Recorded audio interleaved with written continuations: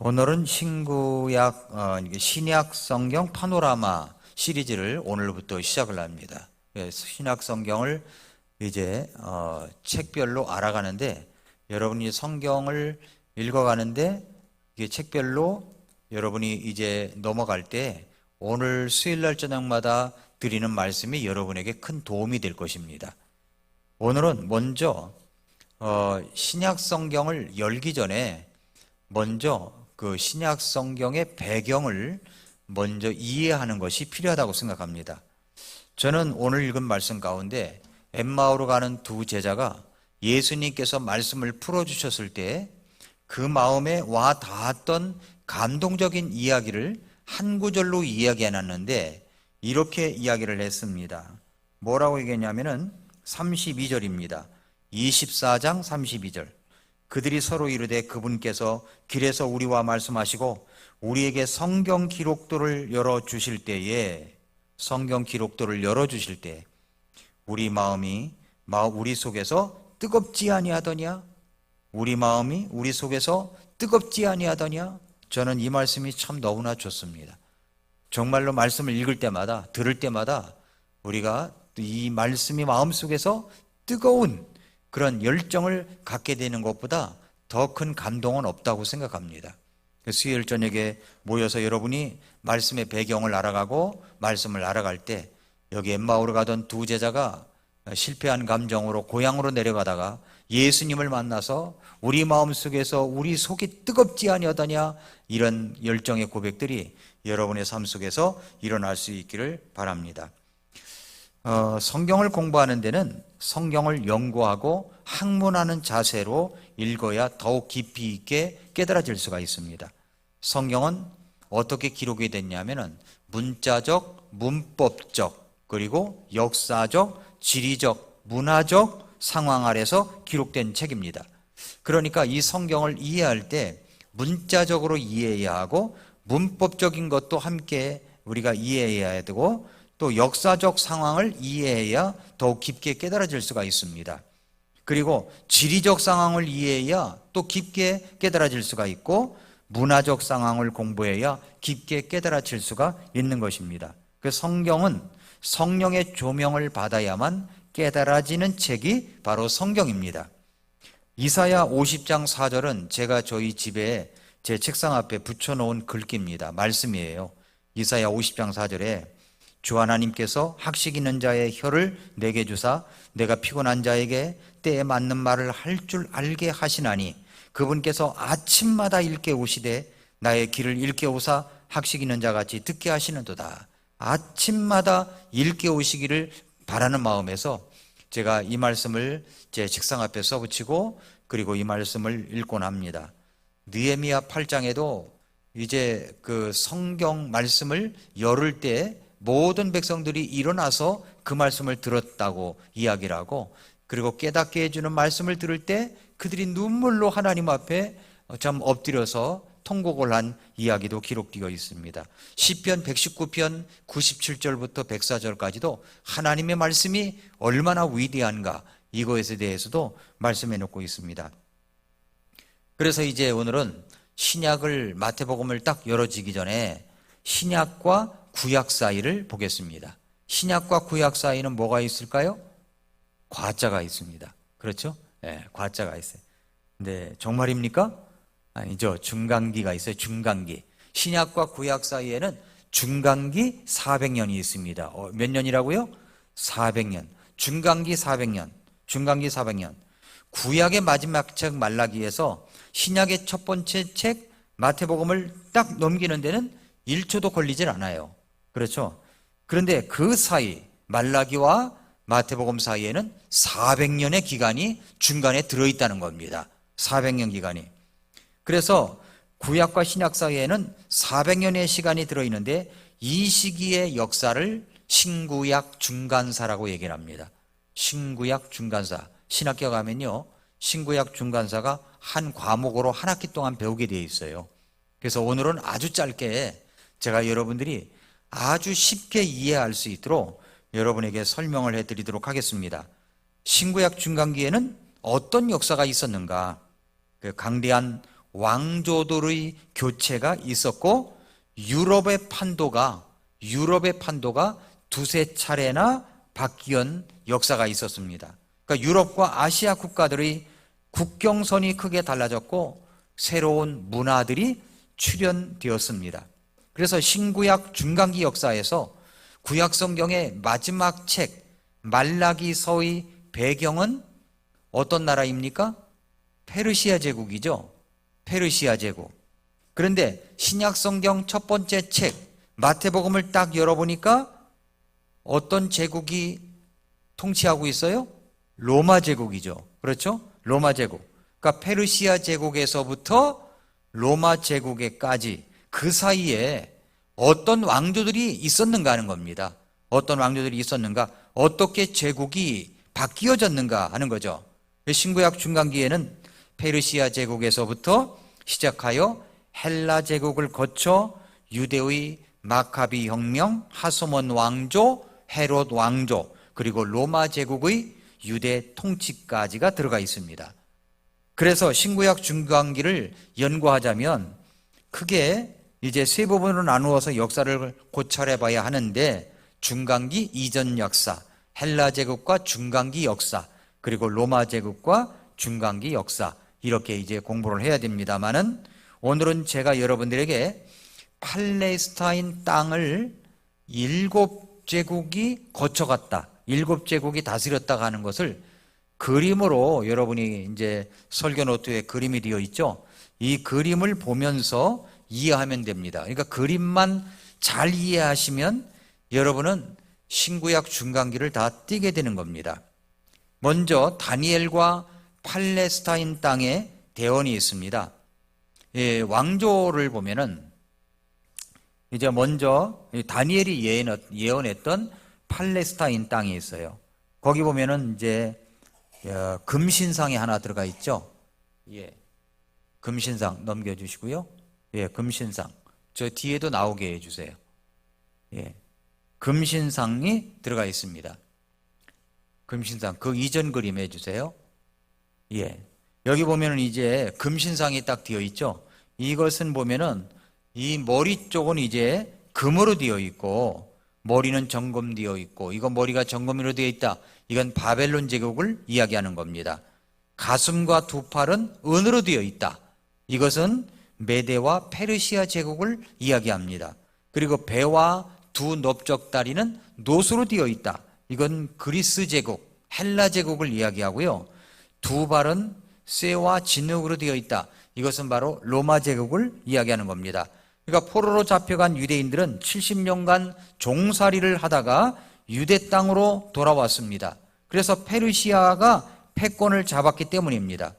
페르시아 통치는 약 200년간 이어졌어요. 다음 그림도 넘겨줘도 됩니다. 바벨론 이제 70년 포로 생활, 그리고 페르시아가 이제 200년을 다스렸고, 헬라의 알렉산더 대왕이 30년을 다스렸고, 이집트의 프톨레마이오스 왕조가 100년, 그리고 시리아의 통치자 셀레우코스 왕조가 34년, 유대가 독립해서 100년, 로마의 점령 BC 63년, 예수님의 탄생 BC 4년, 이렇게 이제 역사가 그 안에 들어가 있는 겁니다.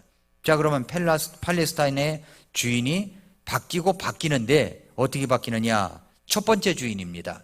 첫 번째 주인은 바벨론입니다. 바벨론은 70년 동안 유다를 지배합니다. 여기 바벨론 제국의 지도가 나와 있죠? 이 바벨론이 다스렸던 땅이에요. 여기서 이스라엘 땅, 예루살렘 땅도 들어가 있죠? 예루살렘 땅도 이 바벨론 제국의 이제 통치하에 있었던 때가 있었습니다. 그 다음에 이제 두 번째 주인으로 넘어갑니다. 첫 번째 주인, 그 다음에 두 번째 주인은 페르시아 제국이에요. 페르시아 제국. 그런데 페르시아 제국은 이렇게 지도가 제가 두 가지로 나눴는데, 옛날 이제 페르시아 제국, 그리고 지금의 페르시아 제국은 어떤 땅을 이야기하고 있는가? 그 지도를 제가 이어서 해놨습니다. 이어서. 자, 성경에 나타난 이 포로 시대의 주인공은 바로 페르시아의 왕들을 배경으로 하고 있습니다. 아무래도 200년 동안이나 페르시아 제국 기하에 있었으니까 그렇습니다. 마지막 대언자 말라기도 페르시아 제국 배경으로 마무리가 되죠. 페르시아 제국이. 그래서 포로에게 자유령을 내렸던 이 고레스를 비롯해서 다리우스 1세, 아수에로, 아닥사스다 1세, 다리오 2세, 아닥사스다 2세를 거쳐 그리고 다리오 3세에 이릅니다. 이 왕들 사이에 함께 살았던 유대 지도자들이 누구냐면은 바로 다니엘, 수룹바벨, 예수와 학개, 스가랴, 에스더, 에스라, 느헤미야, 말라기입니다. 이 페르시아 제국이 통치하고 있을 때 그렇다는 겁니다. 그러니까 포로 시대 거의 대부분의 대언자들은 페르시아의 영향력 아래 있었던 셈이죠. 우리는 이 동안에 일어났던 성경의 사건들을 기억할 수가 있습니다. 무엇입니까? 그동안 우리가 이제 구약의 이제 맥잡기에서 이제 배웠던 작은 대원서의 맥잡기에서 배웠던 예루살렘으로의 포로 귀환, 성전 재건, 성벽 재건, 그리고 개혁운동 등입니다. 새로운 포로 귀환 공동체가 이제 생기는 기간이죠. 후대에 이르러 역사는 이 공동체를 뭐라고 그랬냐면은 유대교라고 한 거예요. 유대교. 이 구약의 왕국 시대까지 유대교라는 이름을 쓰지 않았어요. 이때까지는. 근데 이때 이제 포로 시대 이후에 유대교라는 말이 탄생이 된 겁니다. 왜 그러냐면은 페르시아 제국이나 바벨론 제국이나 많은 나라를 다스렸지 않습니까? 많은 민족을 다스렸단 말이에요. 분류를 해야 돼요. 이 사람은 히브리 민족인데 뭐라고 부를까 했는데 바로 유대교라고 부른 거예요. 유대교. 그들이 믿고 있는 유대교. 예, 유대인이라고 부르게 된 것입니다. 나라가 없어진 후에 과거 왕국의 조직이 아닌 새 공동체로 남으면서 유대교라는 이름이 생성이 된 겁니다. 이렇게 명명하게 된 가장 큰 중심인물이 누구냐면은 에스라인 거죠. 에스라. 학사 에스라가 말씀을 들고 가르쳤잖아요. 느헤미야에도 그 말씀이 나오잖아요. 새로운 정체성을 띠고 역사에 등장하게 된 다윗 가문의 후손 유대인을 꿈꾼 사람입니다. 우리는 유대인이다 라고 하는 것을 꿈꾼 사람이에요. 그래서 포로기환 백성들의 생활도 점점 달라졌습니다. 페르시아 말기 에스라 후 100년부터는 자체 화폐를 찍어내도록 해주었고, 그러니까 이 유대의 화폐가 있었다는 거죠. 이스라엘 화폐가 있었어요. 내국세를 징수하는 정도의 권한까지 허용하는 것으로 보입니다. 유대 제사장 가문 이름의 인물들이 찍힌 항아리 손잡이가 발견된 것을 보면 이미 이때부터 유대인 제사장이 이 페르시아의 총독으로서 행정관 역할까지 했다라고 볼 수가 있는 겁니다. 이때는 이미 대다수 유대인들이 히브리어 대신 그 당시에 공용어였던 아람어를 썼던 때입니다. 대부분 일상적 용어로 아람어를 썼지만 히브리어도 기독교 초기까지 계속 유지해 왔었습니다. 자, 이렇게 이제 두 번째 주인까지 했습니다. 그 다음에 이제 세 번째 주인입니다. 세 번째 주인은 헬라 그리스예요. 그리스 제국, 헬라 제국입니다. 여기 지도가 보이죠? 그리스가 다스렸던 나라들이 있습니다. 여기서 보니까 여기에 이제 팔레스타인도 들어가 있죠? 팔레스타인이 어디 있습니까? 팔레스타인, 알렉산더 대왕이 다스렸던 지역입니다. 그러니까 페르시아의 마지막 왕인 다리오 3세와 헬라의 알렉산더는 같은 시기에 왕으로 즉위했고 패권이 알렉산더로 넘어간 겁니다. 그러니까 헬라 시대가 열리게 된 거죠. 그리스 시대가 열려진 거죠. 알렉산더가 이제 다스렸던 때입니다. 그래서 이제 페르시아와 그리스와의 전쟁이 벌어지고, 그래서 이제 그 알렉산더가 모든 제국을 다스린, 정복한 그런 왕입니다. 아주 짧은 기간이죠. 30년 동안 다스리게 되었습니다. 이제 300이라는 영화가 있어요. 300이라는 영화에서 아주 무시무시하게 분장한 배우가 나옵니다. 이 사람이 누구냐면은 아수에로 왕이에요. 크세르크세스. 아하수에로 왕입니다. 에스더의 남편이죠. 아하수에로 왕이 4년간의 그리스 원정을 마치고 돌아온 후 이제 7년째에 제의 7년째 에스더를 이제 왕비로 맞이했다고 기록되어 있습니다. 예루살렘으로의 1차 기환과 2차 기환 사이에서 일어나는 사건이 바로 에스더 이야기입니다.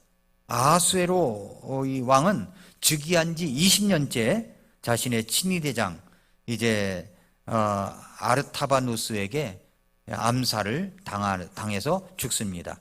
그래서 에스더 이야기 이후에 이어지는 3차 포로기환 지도자 느헤미야는 아하수에로 왕이 죽고 그의 아들 이제 아닥사스다가 왕이었을 때의 일을 이야기하고 있습니다. 그 이후에 이제 그리스와 전쟁이 벌어져서 이제 알렉산더가 모든 것을 평정하고 다스리는 때가 되었습니다. 그 다음에 이제 네 번째 주인입니다. 네 번째는 프톨레마이오스 왕국입니다.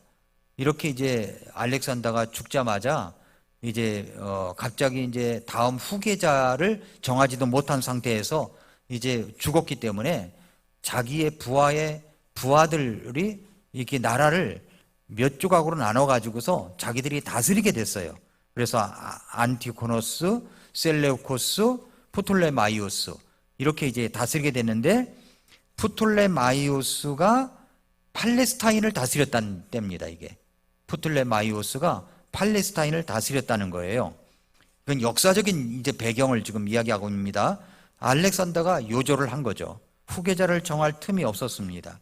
부하들이 충돌했어요. 그래서 이제 나중에는 이렇게 세 곳으로 나눠졌습니다만은 나중에는 프톨레마이오스와 셀레우코스 양대 기둥으로 세워지게 됩니다. 그래서 이제 프톨레마이오스는 이집트를 다스리고 그리고 셀레우코스는 바벨론 땅을 다스리고 이렇게 이제 다스리게 됐죠. 팔레스타인의 두 세력이 충돌 지역이 되어버린 거예요. 그러니까 셀레우코스와 프톨레마이오스가 충돌하는 지역이 팔레스타인이 되어버린 거예요. 팔레스타인 땅을 가만히 보면은요, 팔레스타인 땅이 두 조각이 난 것을 볼 수가 있어요. 위아래로 색깔이 다르죠. 처음에 이제 팔레스타인 프톨레마이오스 왕국으로 넘어갑니다. 포로기왕 공동체 후손인 100년간 헬라인이 왕인 이집트의 지배를 받아요. 프톨레마이오스의 지배를 받아요. 알렉산더의 헬라가 아닌 이집트 헬라의 속국이 된 것입니다. 팔레스타인 땅을 지배하는 프톨레마이오스 왕국은 유대 공동체에 많은 영향을 미치게 됐어요.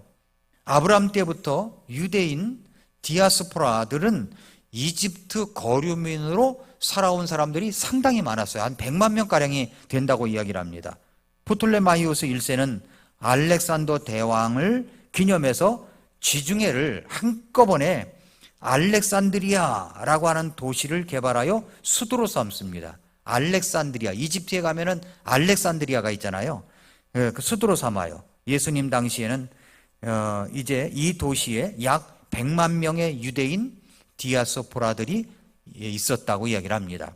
그러니까 이 역사 속에서 굉장히 알렉산드리아는 굉장히 중요한 도시예요. 유대인들은 이집트의 큰 거류 민단으로서 살았던 셈이죠. 사도행전에서 만나는 아볼로라는 사람도 어디 사람이에요? 알렉산드리아 출신입니다. 알렉산드리아 출신. 그러니 이집트에 사는 유대인도 당연히 유대 문화를 간직하고 있었을 것으로 짐작이 됩니다. 히브리어 성경도 있었고요. 그 땅의 공용어인 헬라어로 번역된 성경도 만들게 됐습니다. 이것은 나중에 와서 이제 70인령이라고 부르기도 합니다. 자, 이렇게 이제 네 번째 왕국이 지나갔습니다. 자, 그 다음에 이제 다섯 번째 주인입니다. 다섯 번째 주인. 셀레우코스 왕조예요. 셀레우코스 왕조. 셀레우코스 왕조는 이 선왕들의 호위 정책이 있었어요. 그 셀레우코스 왕조는 안티오쿠스 3세가 다스렸을 때 유대인들에게 아주 호의적이었습니다.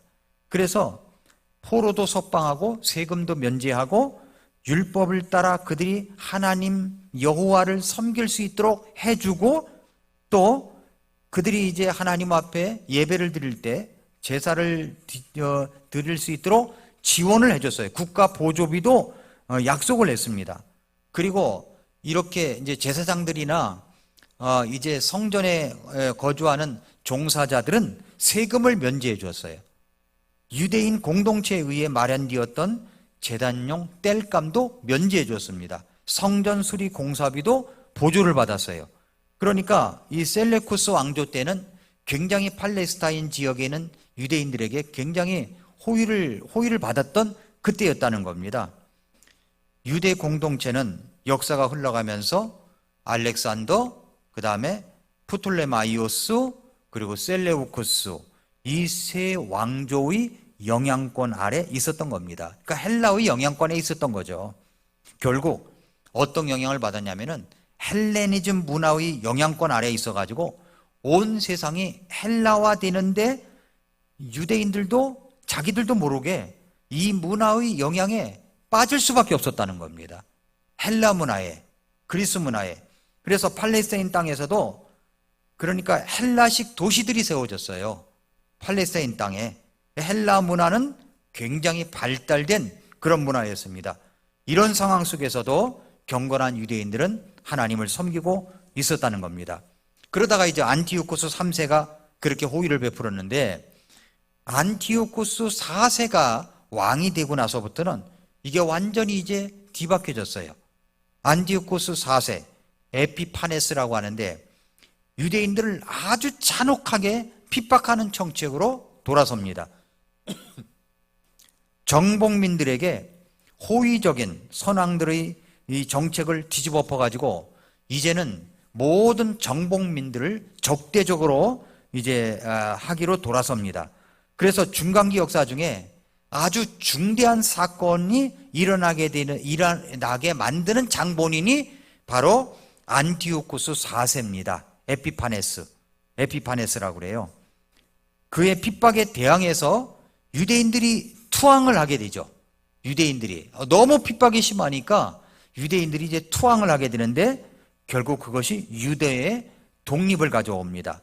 그것이 바로 어떤 전쟁이냐면은 마카비 전쟁인 거예요. 마카비 전쟁. 그래서 안티오코스 4세가 유대인을 핍박했던 이유가 뭐냐고 하니까 이 선왕이었던 안티오코스 3세가 그 당시에 무서운 속도로 세력을 확정해 온 로마와 격전을 했는데 결국은 패하게 됐습니다. 그래서 이제 패하니까 막대한 조공을 이제 로마 제국에게 바치게 됐었어요. 그래서 어떻게 그러면 세금을 바치느냐, 모든 조공을 바치느냐 했더니 정복민들에게 세금을 뜯어내가지고 돈 되는 것은 모두 다 갈취를 해가지고 그래서 신전 습격을 해가지고 전부 다 착취해 가가지고서 그것을 조공으로 바치게 됐던 것입니다. 예루살렘 성전도 마찬가지였어요.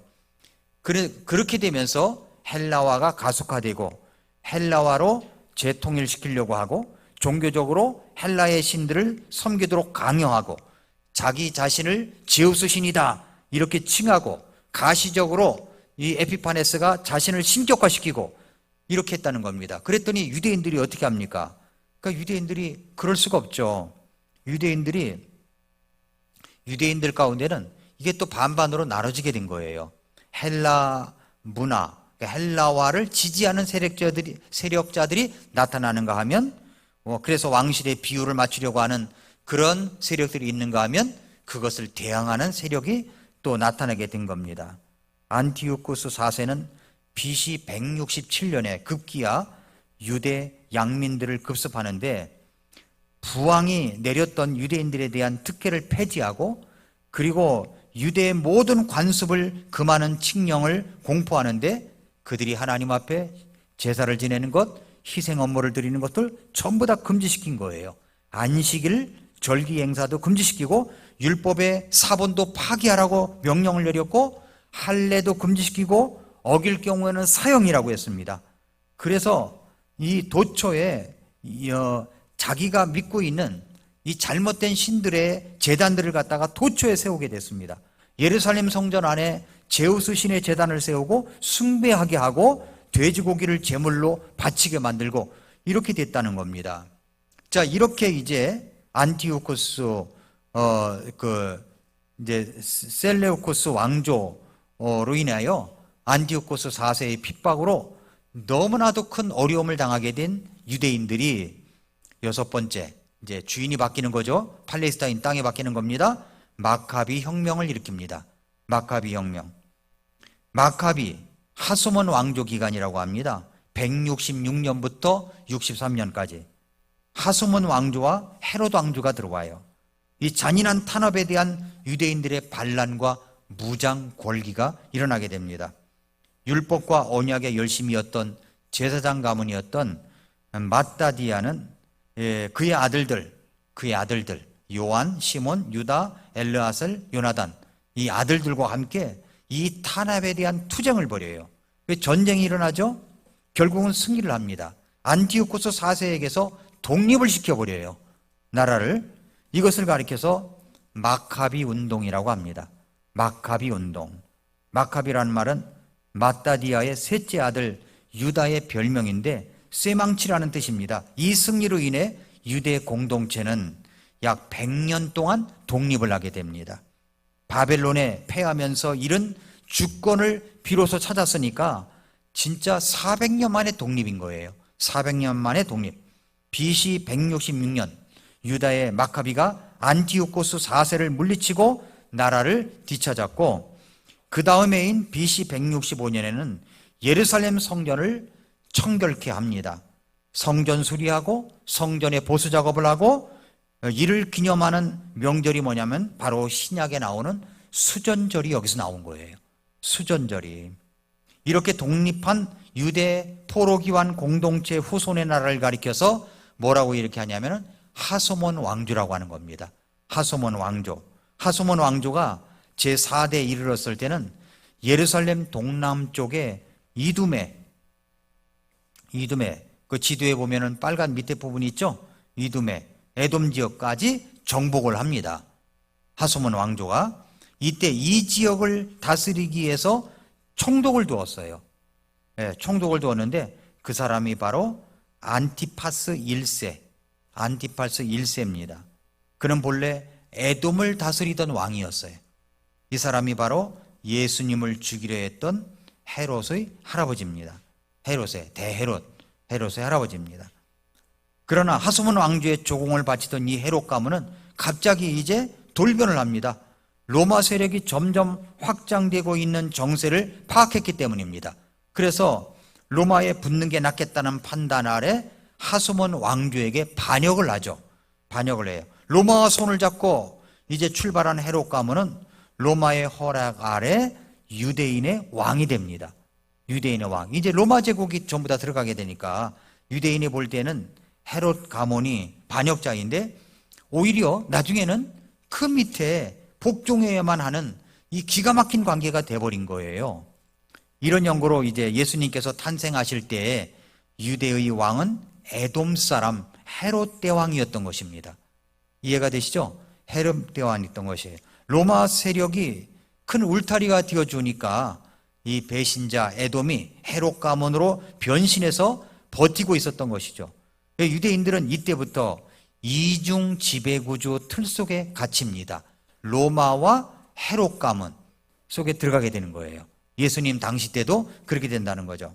그래서 마카비 시대의 유대교가 부흥이 되는데 마카비 운동의 시작은 5 형제의 아버지 마따디아였습니다. 유대 공동체, 아직 국가가 아니라서 유대 공동체 제사장들이 중심 인물이었기 때문에 늘 신정적 통치가 있었고 그 사회를 내적으로 이끄는 지도급은 성전 지도자들이 이제 그렇게 이끌어 갔습니다. 이 잔인한 안티오코스 4세의 학정은 성전 핍박으로 나타났고, 그래서 이 싸움은 성전 문화를 고수했다는 의의가 있습니다. 이 전쟁에서 승리한 유대인들은 그래서 제일 먼저 성전을 청결케 했던 것입니다. 하소몬 왕조는 어떤 특징이 있는 게 당연합니까? 바로 성전 회복이에요. 성전 회복.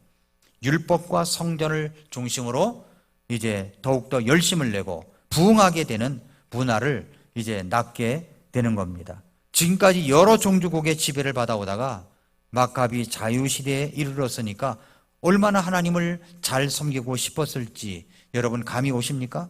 그래서 이 마카비 시대는 소위 유대교가 제도적으로 다져지는 시대였다는 겁니다. 유대교가 제도적으로 다져지는 시대였다는 겁니다. 바로 마카비 시대에 발전된 유대교가 신약 시대, 즉 예수님 시대의 영적 배경이 된 거예요. 영적 배경.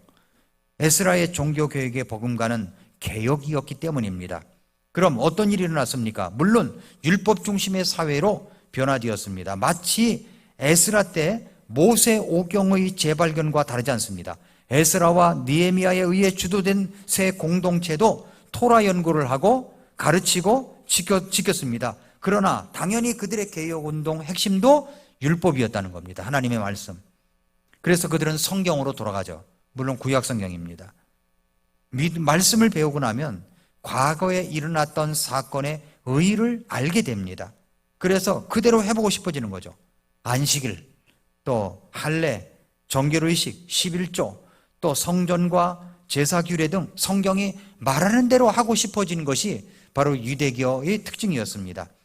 유대인, 새 이스라엘 공동체의 특성이 드러나는 것입니다. 율법의 중심으로 결속된 유대 남은 자들의 나라가 됐다는 겁니다. 그래서 율법은 유일무이한 최고의 가치가 된 것입니다.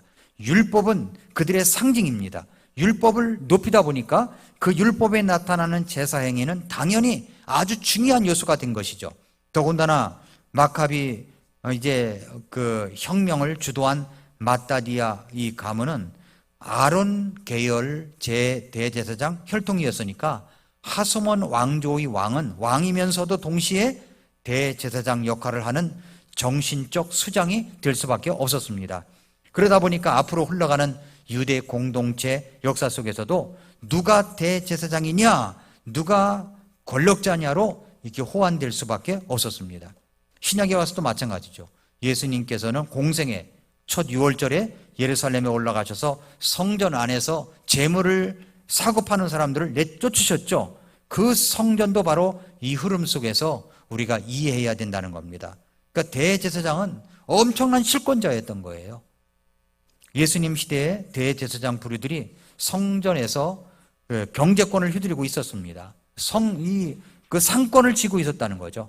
왜냐하면 마카비 혁명 때 그렇게 이제 대제사장이면서도 나라를 다스리는 왕같이 그렇게 다스렸기 때문에 모든 상권이나 권력이나 또 하나님 앞에 예배를 드리는 그런 행위나 모든 것들을 다 쥐고 있었던 사람들이었다는 겁니다.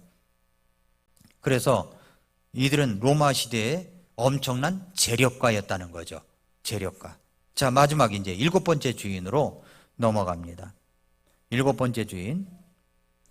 이제 로마가 이제 지배한 때입니다. 그렇죠? 우리가 익숙하게 많이 이제 알고 있는 로마의 지배하에 여기에 보면은 AD 8년부터 115년경까지 확장된 색깔이 있죠? 거기까지가 전부 다 색깔이 있는 모든 것들을 보면은 로마 제국이다라고 볼 수가 있습니다.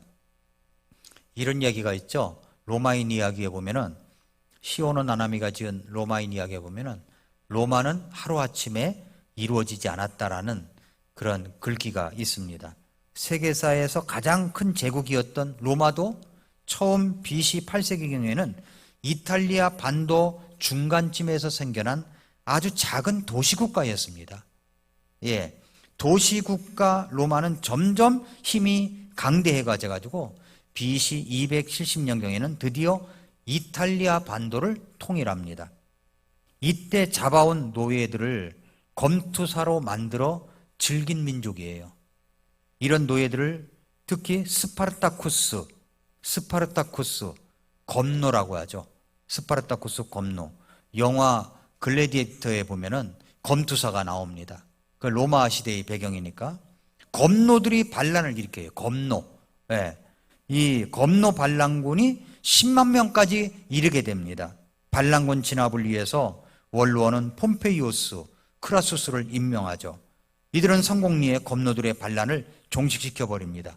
그 이후에 이 두 사람은 한 사람을 더 가입시켜 원로원을 누르고 그 유명한 삼두 정치를 합니다. 삼두 정치를. 그 중에 한 사람이 바로 율리우스 카이사르입니다. 가이사 들어보셨죠? 예, 카이사르는 이렇게 해서 역사에 등장한 거예요. 이렇게 해서 그 이후에 카이사르는 갈리아, 지금의 이제 프랑스 지역, 그러니까 북이탈리아 지역이라고 하는데 프랑스 지역을 점령해 가지고 엄청난 숫자의 부족도를 이제 평정을 합니다. 그 색깔 지도 보면 색깔이 나와요. 삼두정치 시대에 그 색깔이 나와요. 폼페이우스 장군 역시 여러 지역에 출정해 가지고 나라들을 합병합니다.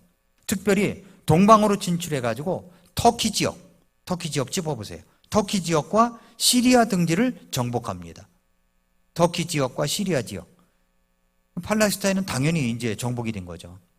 BC 64년에 다마스커스를 점령한 후 시리아를 이제 그렇게 이제 식민지로 만들더니 1년 후에는 그 아래로 눈을 돌려 급기야 유대를 정복하게 됐다는 겁니다.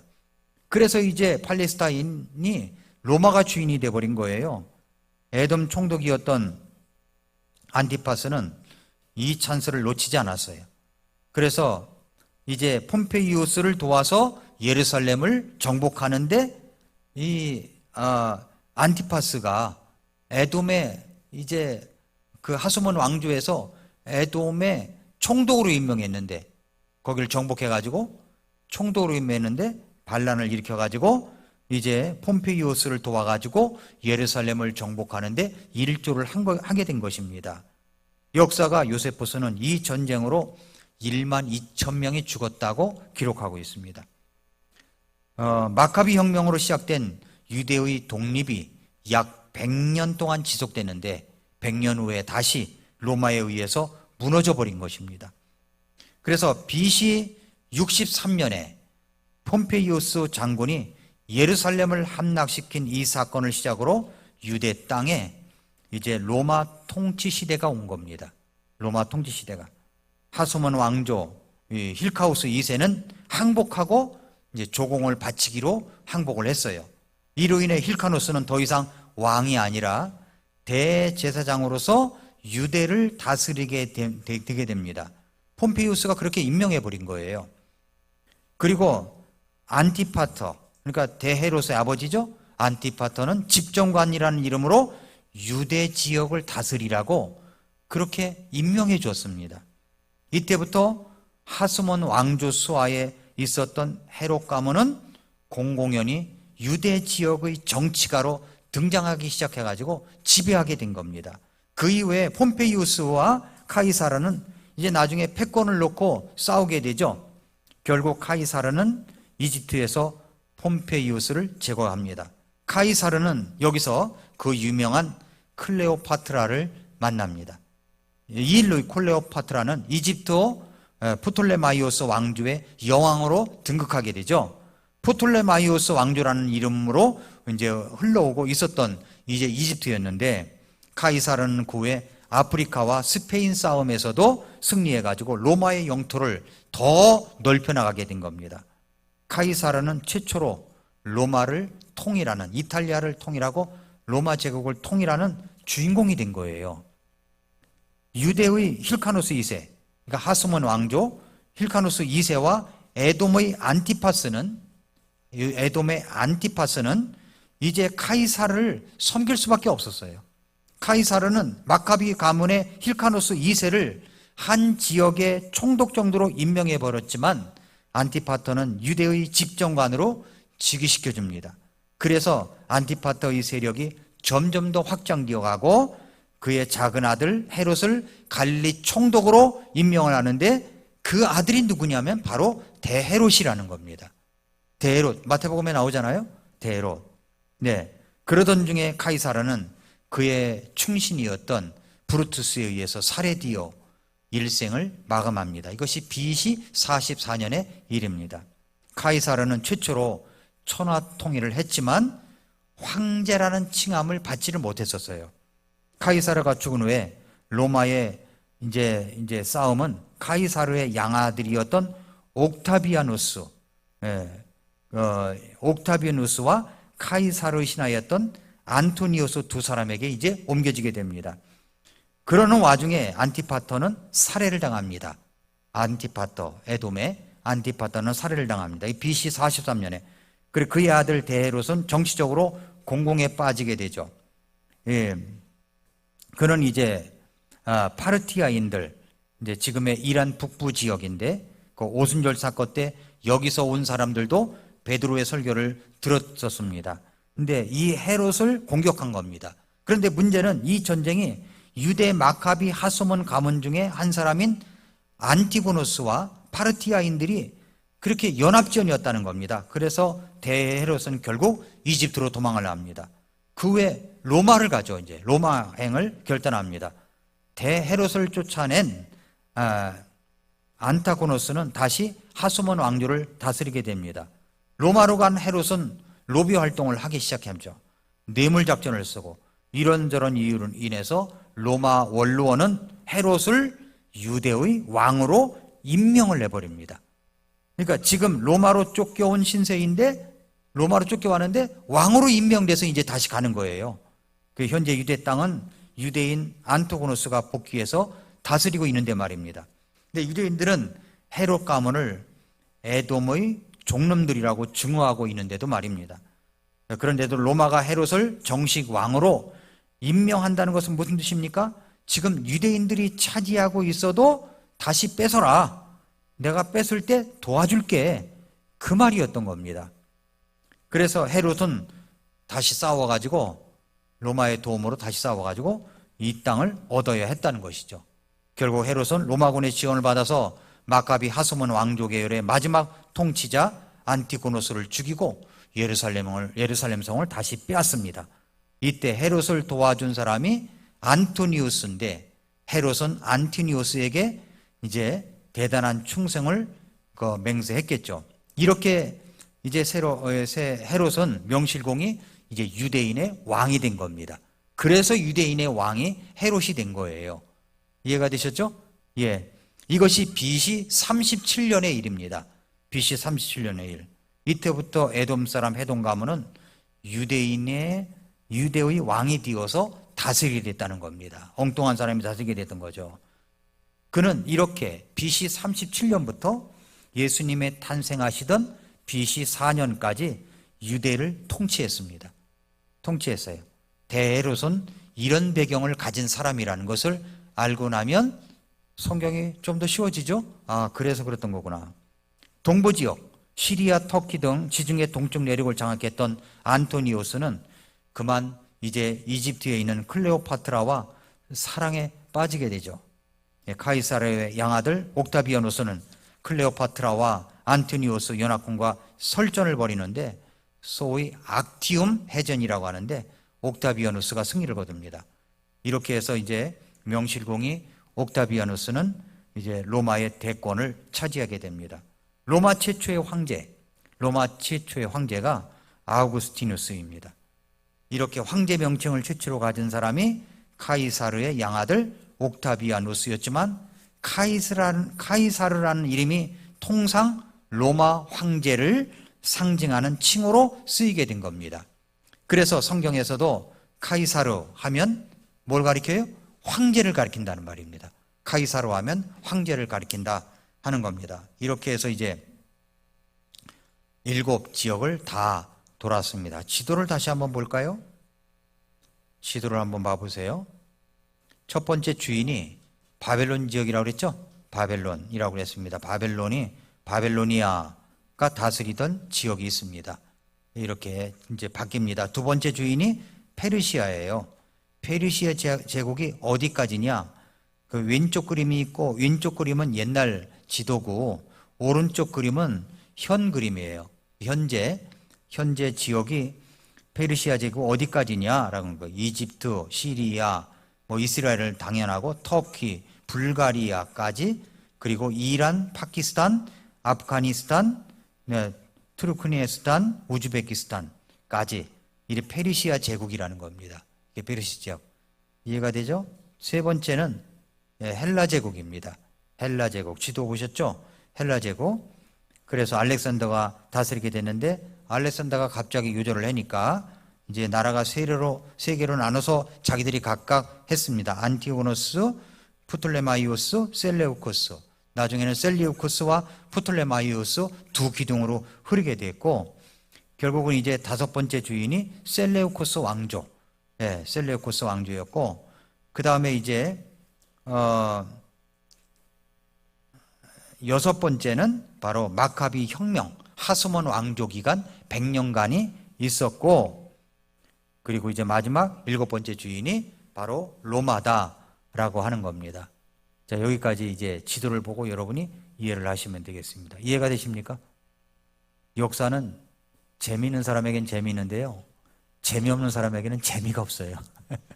원래 역사는 그래요. 그런데 이제 너무 많이 알려고 하지 말고 한 가지만 뚜렷하게 이게 알아도 이제 신기하게 이해가 됩니다. 왜 헤롯이 유대인의 왕이 되느냐, 이것만 알아도 대단히 큰 겁니다. 그러니까 10가지를 가르쳐 드렸으면 10가지를 다 알면 더 좋겠지만 그 중에 한 가지만 건져도 큰 이익입니다. 다음 시간에는 이제 성경에, 그 신약 성경에 나오는 우리가 알아야 될 용어들이 많이 있어요. 용어들이. 그 용어들을 먼저 쓱 정리한 다음에 들어가도록 그렇게 하겠습니다. 예. 뭐 2024년도 아직 멀었으니까 천천히 수요일 날 오시는 분마다 이걸 알아가도록 여러분들에게 그렇게 도와드리도록 하겠습니다.